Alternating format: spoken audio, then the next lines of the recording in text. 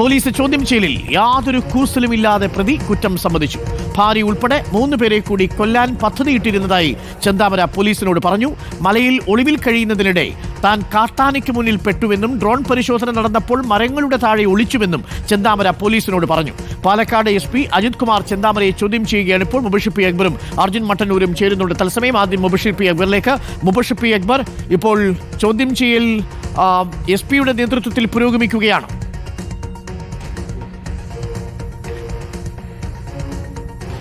തീർച്ചയായും അരുൺകുമാർ, അല്പസമയം മുമ്പാണ് പാലക്കാട് SP അജിത് കുമാർ ആലത്തൂർ പോലീസ് സ്റ്റേഷനിലേക്ക് എത്തിച്ചേർന്നിട്ടുള്ളത്. നിലവിൽ നമുക്ക് ദൃശ്യങ്ങളിൽ കാണാൻ സാധിക്കും പ്രതി ചെന്താമരയുമായി അയാൾ സംസാരിക്കുകയാണ്. വിശദമായ കാര്യങ്ങൾ ചോദിച്ചറിയുന്നുണ്ട്. നേരത്തെ ലവലേശം കൂസലില്ലാതെ പെരുമാറിയിരുന്ന ചെന്താമര സമാനമായ രീതിയിൽ യാതൊരു കുറ്റബോധവുമില്ലാത്ത കാര്യങ്ങൾ SP-ക്ക് മുൻപാകെ വിവരിച്ചു നൽകുന്ന ദൃശ്യങ്ങളാണ് നമ്മൾ കണ്ടുകൊണ്ടിരിക്കുന്നത്. ഏറെ നേരമായി സംസാരം ആരംഭിച്ചിട്ടുള്ളത്. എന്തായാലും അല്പസമയത്തിനുള്ളിൽ തന്നെ പാലക്കാട് SP മാധ്യമങ്ങളെ കാണും. ആ ഒരു സമയത്തായിരിക്കും കേസുമായി ബന്ധപ്പെട്ട നടപടികൾ എങ്ങനെയാണ് പ്രതിയിലേക്ക് എത്തിയെന്ന കാര്യങ്ങളൊക്കെ തന്നെ വിശദീകരിക്കുക എന്നുള്ളതാണ്. വിശദമായ റിമാൻഡ് റിപ്പോർട്ട് തയ്യാറാക്കേണ്ടതുണ്ട്. നേരത്തെ പ്രതി പോലീസിന് നൽകിയ മൊഴിയുമായി ബന്ധപ്പെട്ട വിവരങ്ങൾ പുറത്തു വന്നിരുന്നു. ആ ഒരു ഘട്ടത്തിൽ അതിൽ പ്രധാനമായും ചൂണ്ടിക്കാണിച്ചിരുന്നത് ഇയാളുടെ ഹിറ്റ് ലിസ്റ്റിൽ 3 വ്യക്തികൾ കൂടി ഉണ്ടായിരുന്നു എന്നുള്ളതാണ്. കൊല്ലപ്പെട്ട സുധാകരനെയും അതുപോലെ തന്നെ സജിതയെയും അതോടൊപ്പം ലക്ഷ്മിയെയും കൂടാതെ വീടിന് തൊട്ടപ്പുറത്തുള്ള അയൽവാസി ഉണ്ടായിരുന്നു, ഒരു പോലീസ് ഉദ്യോഗസ്ഥനുണ്ടായിരുന്നു, അതോടൊപ്പം തന്നെ മറ്റൊരാൾ കൂടി ഇയാളുടെ ഹിറ്റ് ലിസ്റ്റിലുണ്ടായിരുന്നു. സ്വാഭാവികമായിട്ടും ഈ അരുൺ കൊലപാതകങ്ങൾക്ക് ശേഷം ഇവരെയും കൊലപ്പെടുത്താൻ പ്രതി ഉന്നമിട്ടിരുന്നു, ലക്ഷ്യമിട്ടിരുന്നു എന്നുള്ളതാണ് മനസ്സിലാക്കുന്നത്. ഇത് പോലീസിനോട് അയാൾ സമ്മതിച്ചിട്ടുണ്ട് എന്നുള്ളതാണ്. സ്വാഭാവികമായിട്ടും ഇനി വിചാരണ നടപടികൾക്കിടയിൽ ജാമ്യം ലഭിച്ചു വരികയാണെങ്കിൽ അത് പൂർത്തിയാക്കുമെന്ന ബോധ്യത്തോടു കൂടി തന്നെയാണ് പ്രതി സംസാരിച്ചത് എന്നുള്ളതാണ് മനസ്സിലാക്കാൻ സാധിക്കുന്നത്. ഉൾവനത്തിൽ തന്നെയായിരുന്നു ഇയാൾ ഒളിച്ചിരുന്നു എന്നുള്ളത് പോലീസിനോട് സ്ഥിരീകരിച്ചിട്ടുണ്ട്. നെല്ലിയാമ്പതി വനമേഖലയിലൂടെ ചേർന്ന ഭാഗത്തായിരുന്നു അയാൾ ഉണ്ടായിരുന്നത്. ഡ്രോൺ ഉൾപ്പെടെയുള്ള ഉപകരണങ്ങൾ ഉപയോഗിച്ചുകൊണ്ട് പോലീസ് പരിശോധന നടത്തിയിരുന്നത് പ്രതി കണ്ടിരുന്നു. ഡ്രോണുകൾ ആ ഒരു മേഖലയിലൂടെ പുറപ്പിച്ചുകൊണ്ട് പരിശോധന നടത്തിയ ഘട്ടത്തിൽ അതിൽ ദൃശ്യങ്ങൾ പതിയാതിരിക്കാൻ വേണ്ടി തൊട്ടടുത്ത കുറ്റിക്കാടുകൾക്കിടയിലേക്ക് മരങ്ങൾക്കിടയിലേക്ക് മാറി നിൽക്കുകയാണ് ഇയാൾ ചെയ്തതെന്ന് പോലീസിനോട് സമ്മതിച്ചിട്ടുണ്ട്. അതോടൊപ്പം തന്നെ ഒരു ഘട്ടത്തിൽ വനത്തിനുള്ളിലൂടെ സഞ്ചരിക്കുന്നതിനിടയിൽ ഒരു ആനയുടെ മുൻപിൽപ്പെട്ടു. പക്ഷേ ആന തന്നെ ആക്രമിച്ചില്ല എന്നുള്ളതാണ് പ്രതി പോലീസിനോട് പറഞ്ഞിട്ടുള്ളത്. എന്തായാലും വിശപ്പ് സഹിക്കാൻ വയ്യാതെയാണ് ഏറ്റവും ഒടുവിൽ വീട്ടിലേക്ക് കടന്നു വന്നത് എന്നുള്ളത് അയാൾ പറഞ്ഞു വെക്കുന്നുണ്ട്. ഭക്ഷണം ലഭിക്കാതെ, ഭക്ഷണം കഴിക്കാതെ അവിടെ നിൽക്കാൻ പറ്റാത്തൊരു സാഹചര്യം ഉണ്ടായതോടുകൂടി ഇങ്ങോട്ടേക്ക് ഇറങ്ങി വരികയായിരുന്നു എന്നുള്ളതാണ് വ്യക്തമാക്കുന്നത്. ആദ്യഘട്ടത്തിൽ കൊലപ്പെടുത്തിയതല്ല എന്ന വാദത്തിൽ ഉറച്ചു നിന്നുകൊണ്ട് അതിനെ ന്യായീകരിക്കുന്ന പ്രതി പിന്നീട് ഏറ്റവും ഒടുവിൽ കുറ്റസമ്മതം നടത്തിയെന്നുള്ളതാണ്. അയൽവാസികളുടെ സാന്നിധ്യത്തിൽ തന്നെയാണ് കുറ്റസമ്മതം നടത്തിയിട്ടുള്ളത്. തൻ്റെ കൈവശം കത്തി ഉണ്ടായിരുന്നു, അത് ഉപയോഗിച്ചുകൊണ്ട് കൃഷിയിടത്തിലേക്ക് പോകുന്നതിനിടയിലാണ് സുധാകരൻ സ്കൂട്ടറിലെത്തി തന്നെ ആദ്യഘട്ടത്തിൽ ആക്രമിക്കാൻ ശ്രമിച്ചത്, മോശമായി പെരുമാറുന്നത്. ഇത് ചോദ്യം ചെയ്ത സുധാകരനാണ് ആദ്യം തന്നെ ആക്രമിച്ചത് എന്നുള്ളതായിരുന്നു ഇന്നലെ പ്രാഥമികമായിട്ടുള്ള ചോദ്യം ചെയ്യൽ പ്രതി പോലീസ് ഉദ്യോഗസ്ഥരോട് പറഞ്ഞിരുന്നത്.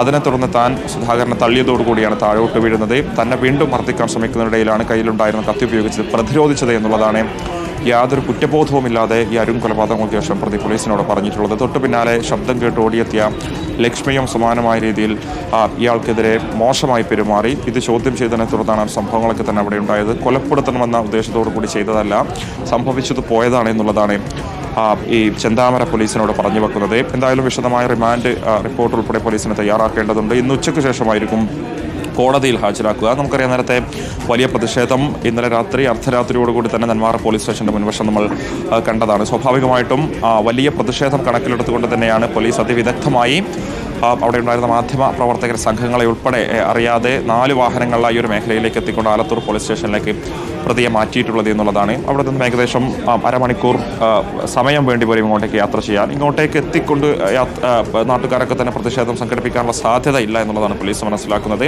എങ്കിലും വലിയ പോലീസ് സുരക്ഷാ സന്നാഹം പുറത്തൊക്കെ തന്നെ സജ്ജമാക്കിയിട്ടുണ്ട് എന്നുള്ളതാണ്.